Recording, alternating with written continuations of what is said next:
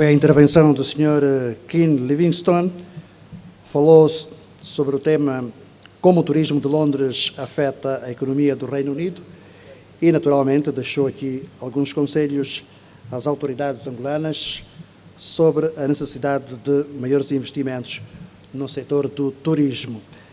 Vamos agora escutar uma outra intervenção, aliás, duas intervenções, dos senhores Bani e Haddad e do Sr. Olivier Granet, que vão falar sobre investimentos no turismo. Os dois intervenientes terão como moderador o Sr. Tim Smith, sócio-gerente da HVS Cape Town.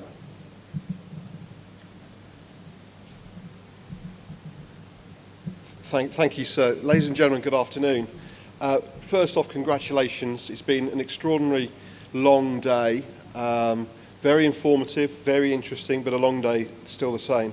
So we're going to change things up a little bit for the next hour or so. We're going to start talking specifics. As Ken has just said, it's wonderful to hear that governments are investing. And we've heard that from three very distinguished organisations and governments today committed to the tourism industry. One warning I would give to each and every one of you, if you're new to the industry, I describe it as the biggest drug known to man. It's like taking cocaine with alcohol. Once you're in the tourism industry, you cannot leave. You are looking after people, you're making people feel happy, you're making people feel good. That is a drug. It's a wonderful drug, but once you're in, I can guarantee you will not leave. So, with that, I will pass over to my distinguished colleagues to introduce themselves in a moment. But just so you know that I'm not just full of hot air. My name is Tim Smith. I'm managing partner of HVS in Cape Town. HVS is the largest global hospitality consultancy in the world. We have something like 52 offices now across the world. And from Cape Town, we've worked in 31 African countries, including Angola, I'm delighted to say. And we very much believe in helping, assisting and driving the growth of hospitality and tourism across this continent. So whilst I take my comfy seat, Bani, perhaps I can pass over to you to introduce yourself. Sure, thank you. My name is Bani Haddad. I'm the managing director of Aleph Hospitality. We are the leading independent hotel management company in Africa with 9 properties in East Africa and West Africa. We've personally invested our money in the company, and we're now moving to a different level. We're raising a fund of about $50 million to start investing in assets in Africa. I'm Olivier Granet. I'm the managing partner and CEO of Kasada Capital Management. Fully agree with your opening statement, Tim. So hospitality is about passion. I have 20 years working with Accor. I was the CEO of Africa Middle East for Accor, overlooking at more than 200 hotels in 30 countries. And now I'm engaged in this very exciting adventure to create an independent investment platform. So we have done our closing a few weeks ago. So Kasada Capital Management is an investment fund with Accor and Qatar Hospitality as 2 key investors. And this is for us the perfect timing to be here and to talk about investment. Wonderful. Gentlemen, thank you. So, as the government representatives of Angola have been absolutely clear, we're at the start of a very exciting growth here. So there's not a huge amount to talk about in investments in Angola to date. So we thought we'd focus more on where the 2 gentlemen have invested so far across Africa and draw some examples and parallels that will help all the decision makers in Angola to grow the industry here. So With that in mind, gentlemen, you've both invested significant time and money in Africa. There are much, much easier places to make money. Bani, why have you been doing it? What's the attraction? You know, Tim, you mentioned the hospitality industry as being an addictive sector. I have to say for us, I think Africa is another addictive continent. And when we speak about business, what we love about Africa, the first point is when you do business in Africa, it's not only about a transaction. And that goes very well with the hospitality industry. The hospitality industry, as you said it, is about people. And for us, doing business is also about people. And we find that in Africa, doing business is mostly about people. And so we fell in love with this. That was the first element. Now, when we look at more rational, if I may say, elements, there are basically three factors. One, the airlift improvement across the continent. Most countries have better and better improving airlines, airports. That's the first aspect. The second aspect is related to the demographics, with an increasingly growing middle class, which means more spending, more travels. And third and most importantly is basically the availability of funds from international markets into the continent. So with that in mind, Olivier, what is it that makes a good investment? Why is now the right time for you to create this significant fund? Yeah. Africa is a land of opportunities, and first of all, I strongly believe in the importance of such forum. And Your Excellency, I would like really to thank you and congratulations for this great initiative, because the capacity to exchange, it's a forum, so to exchange, to share the views between the public and the private sector, and to look how the responsibility can be shared in terms of future perspective and investment. I believe that this is very important. So it was mentioned by former President François Hollande about the importance of tourism and what is at stake. This is our view regarding Africa. So you're right that as of today, you don't have all the conditions in place to invest successfully. However, the potential is there. The potential is there because, first of all, this is where you have most of the fastest growing economies in the world. This is driven by the population. And I just would like to give a number, which is in fact the number of hotel rooms in Africa versus the world. And in fact, it's less than 2%. So that's our main view and statement, that this is a land of opportunities. There is a gap, and our mission is to create this investment platform, which is a game changer, in order to try to bring some new capital and capacity to work on this gap. In terms of investment criteria, they are very common, like all investors. First of all, in terms of, and it was mentioned before, in terms of visibility, political stability, legal framework, security, the capacity to have the right infrastructure. Then you have what is specific to hospitality. And what is specific to hospitality, well, this is the famous sentence about location, location, location. So we have some specific criteria in our industry.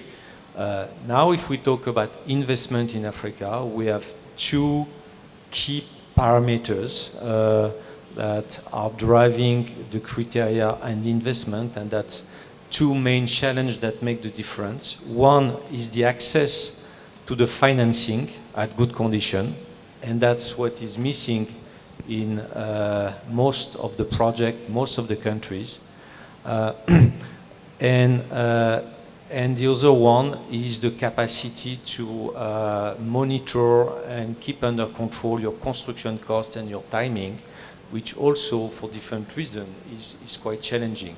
So this is where we're creating a platform which is quite unique, with people coming from this hospitality, people coming from the investment, and our platform is colleague with David Amiba coming from the private equity, and together we manage our platform, and then we bring a number of people that are really specialists of the African market, because we need to have a real deep understanding and close connection with all the local partners. And I think that's why I'm 100% confident that you'll both be successful, because you're not looking at these investments purely as financial institutions. You're both born and bred in the hospitality industry. You've worked it, you've sweated blood in working those hotels and those assets for many, many years. And because of that, you really understand what's needed, and perhaps even more importantly, what can be afforded.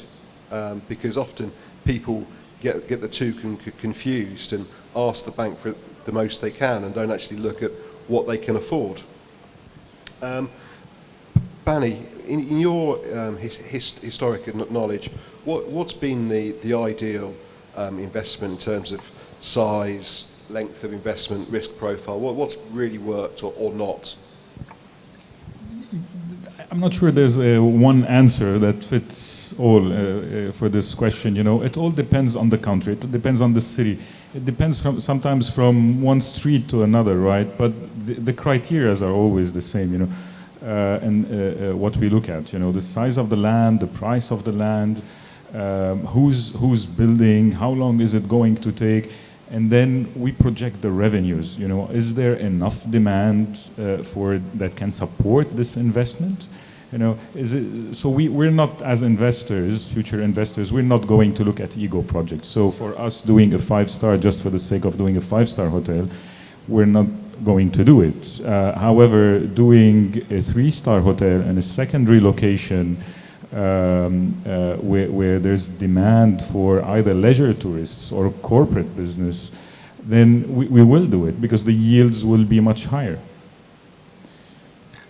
And Olivier, how do you convince David and your other investors about the real risk profile? How do you mitigate risk when it's a very difficult market in terms of there's a lack of data, there's a lack of history? How do you give comfort to your investors?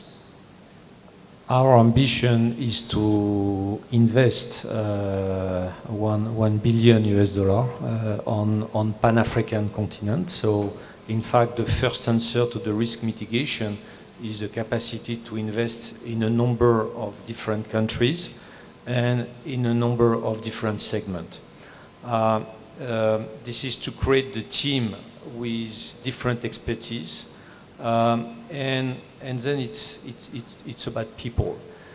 It's about people. It's how we can find locally the right partner in order to we can be flexible, we can co-invest, we need to understand each market, and we need to understand the evolution and the configuration of each city. So that's why it's important, again, to have this public and private discussion, because we need also to understand what's the plan, what will be the future of the city. We are investing for the next 30, 40 years. So we need to understand how the city will evolve, what will be the new development, and what kind of role we can play. So Olivier said two numbers there which really, really struck me, and I want to make sure that everyone here picked up on those. He's looking to invest $1 billion. That's $1 billion in hotels in Africa, right? If you'd have said to me, I've got somebody with 100 million 5 or 6 years ago, I would have been overjoyed. So that's how far and how fast the appetite for investment is moving. And I think that is something that is really, really cannot be overstated. This is a very, very key point. And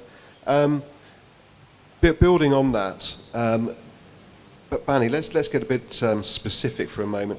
Which countries or cities are definitely top of your list or definitely not on your list at the moment?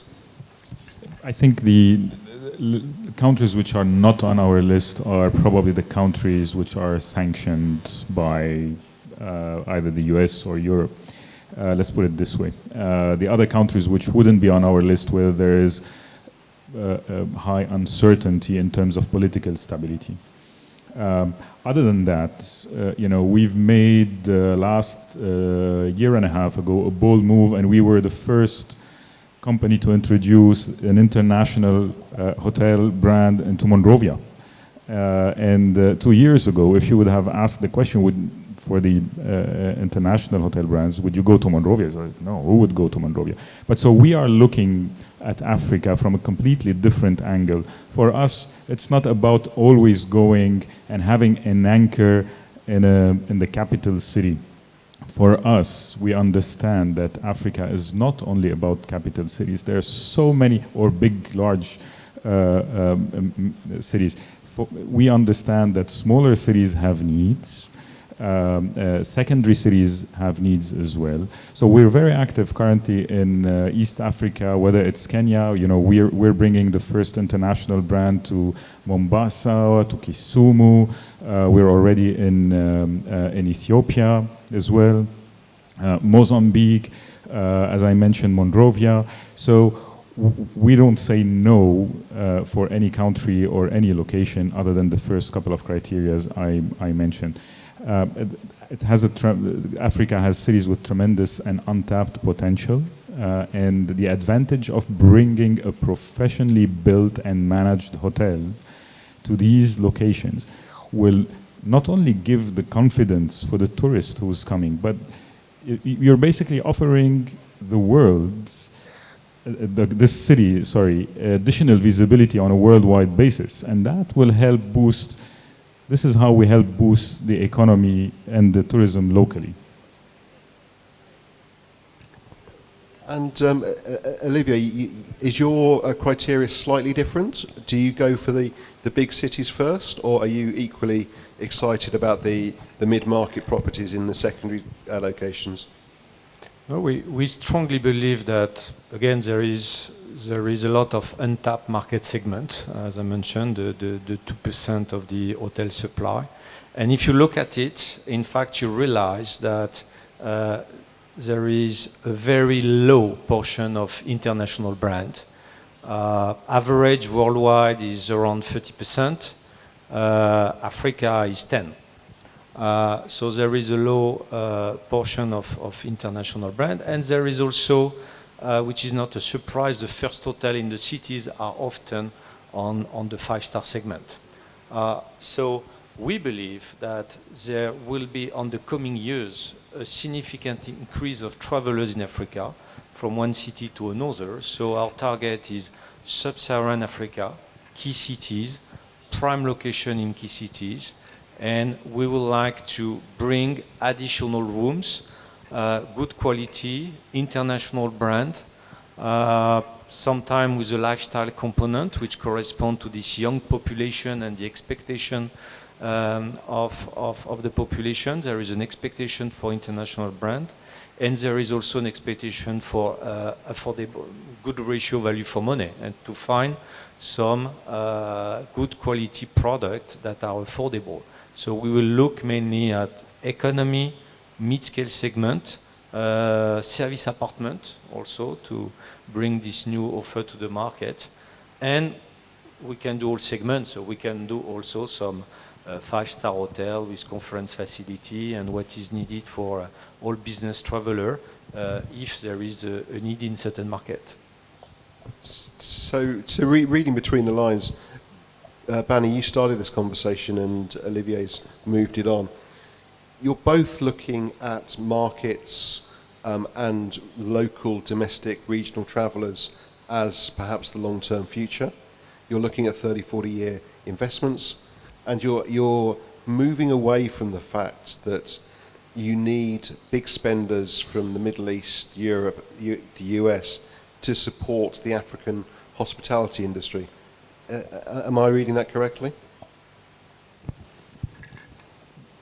I guess it depends on the country, on the city, but undeniably, the African intra-regional travel is growing at a phenomenal pace, and for us, that's the key. If I take the example of Kisumu, which is the third largest city in Kenya, it is the market there is primarily driven by Kenyans.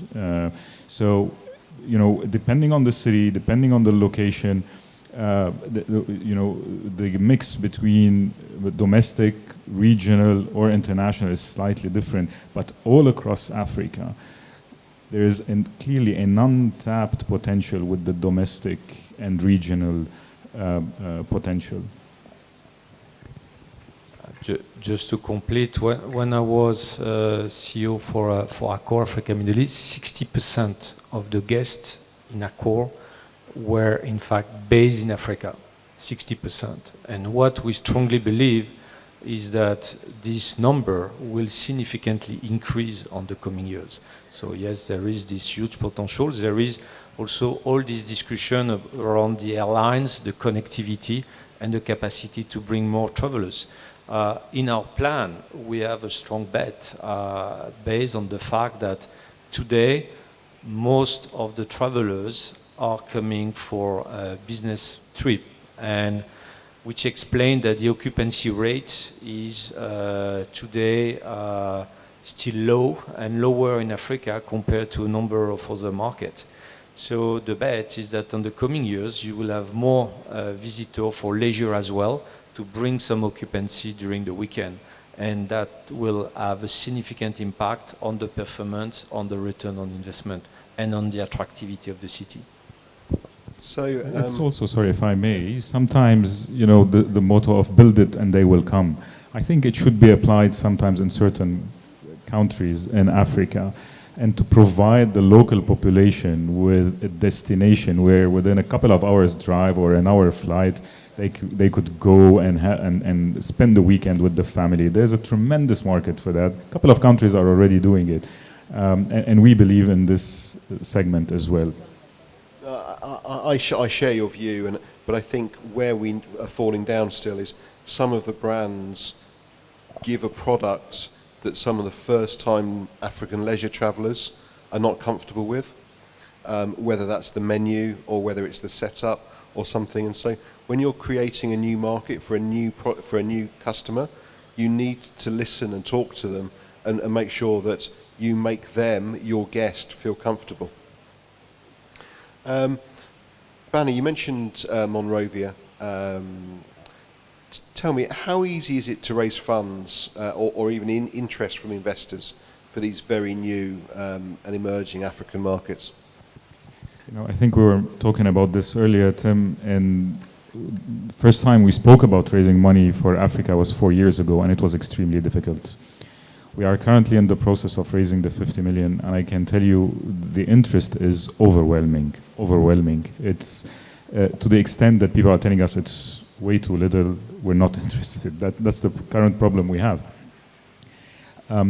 So there is a lot of interest, but people are very interested in Africa, whether it's European institutional fund, Middle Eastern, large families, family offices. The caveat to that is a couple of questions keep coming. One is around transparency, and the second one is about the time when it comes to return on investment, and as Olivier mentioned, about the construction time. So our strategy was to go after hotels which are under development or brownfield or authorizations have been obtained, etc. So we don't waste the 2-3 years in obtaining the land and the approvals to start the construction. And just before we start to wind up, I think let's move the conversation more locally into Angola. So, Olivier, perhaps you could start. Why are you here? What's the attraction of Angola? Well, first of all, Angola is a very large economy in the continent. So we are talking about a country with more than 100 billion US dollar GDP. So this is a large economy where you have political stability for the last 15 years, where you see a level of development which is quite impressive. So if you look at the map where you want to develop in the market, it obviously makes sense to look at what is possible here in Angola. Then you have a number of other criteria. That's why there is a need to have the assessment and to see also what, as investor, what we can bring. So this forum today is really proving that there is a good understanding, support of the tourism and a clear strategy, which is for us a very good basis. So I was very pleased to look at the 5 years plan that exists and which is, I believe, a very good basis. So last year there was some number in terms of job creation with hospitality, and I'm really convinced that this is just the turning point, and that in the future we can do much more. And Bani, let's give you the poison chalice for a moment and speak directly to government here, not just the Angolan government, but what do you need as a significant investor into hospitality and tourism? What do you need from government to convince you to come to Angola rather than a neighbouring country? I'm going obviously to mention the visa, but then it has been mentioned 15 times, but you know, there's one number that I have in mind. You know, when Rwanda introduced the visa on arrival scheme, they have increased their international tourist arrival by 24%. That's massive. And so that's the tourists, but they've also increased their intra-African trade by 50%. So improving the visa system does not only impact positively the tourism, but it impacts the other sectors as well. If we look at the countries where we're operating today, the major draw for us are the countries where there is, one, transparency when it comes to the legal system. Two, if there are incentives for investors when it comes to taxes, when it comes to imports. So these are critical factors for investors who want to enter the market. So these are critical. I mean, for us to make a decision, and you know, we don't have $1 billion, we have 10% of this, so definitely we are going to have to make choices. And Olivier, don't think you've got off the hook. Let me build on this challenge to government. And what's impressed me both by the President this morning and the Minister of Tourism, they've both been very, very honest and open with what's happened in the past and identified challenges. To me, that's part of the challenge of growing, and that's very encouraging. And building on that, historically, proof of title for land has been a challenge in Angola. Is there any way you can get around that, or is that sacrosanct? This is, of course, a very important topic with a lot of challenge around that. But I would like to say that this is something that you will find in most of the countries in sub-Saharan Africa. So every country, sometimes every city has the specificities, but we can give a number of projects with international brand where construction started and where you enter a legal issue about the ownership of the land. So that's something which is not specific to Angola, but you know that here we have some specific issues around it. Maybe just to come back to previous point, I would like to expand a little bit, because something very important, and if we may bring in the discussion with the government, it's about the customer experience. And customer experience is starting from how to access to the country in terms of airline coverage and timing, and what is the experience at the airport, the visa, we discussed the visa. And then what about the public infrastructure, the the capacity to facilitate, to navigate in the city. And so this is all about experience. So as investor building hotel, we have a significant part of the job and to ensure that the experience in our property and the ratio value for money will be positive for the customer and will attract more customers. But that's only a part, and this is where there is a need to communicate. And even it was mentioned about the France and attractivity. I can really give you example of number of discussions that exist even in France on how to improve this, and a lot of people have this experience. And this is something where often different ministers have to work together because it's a question of public transport, it's a question of security, it's a question of infrastructure. And that's something where we, by experience, looking at a number of countries, that will help to make the difference. And just to wrap up, if I may, neither of you run charities, and you're in business to make money. Describe to us all here the perfect opportunity that you hope is sitting in the audience today. Olivier, perhaps you could start. Yeah, I would like also to change a little bit this perception. We're looking for sustainable development. We're looking for long term. If I mention public-private sector, because we need to answer the need in the market. The idea that we will come from far away, we bring the money, and then we just look at the cash and the return, that does not really make sense. So we have to enter in a market, in a certain system that exists in the market, to look at what we can bring, what is the gap today, and that's in fact what is critical for us, is that between the local investor and the large financial institution, there is a huge gap. The people that you need to build hotel, construction company, equipment, architect, designer, also it's difficult for them to invest a lot for one project. So we can bring the scale and we can bring the capacity to bridge this gap. So for us, the criteria is to find the right partner on a project that we feel that we can easily deliver the project. And that will be, for us, one of the criteria.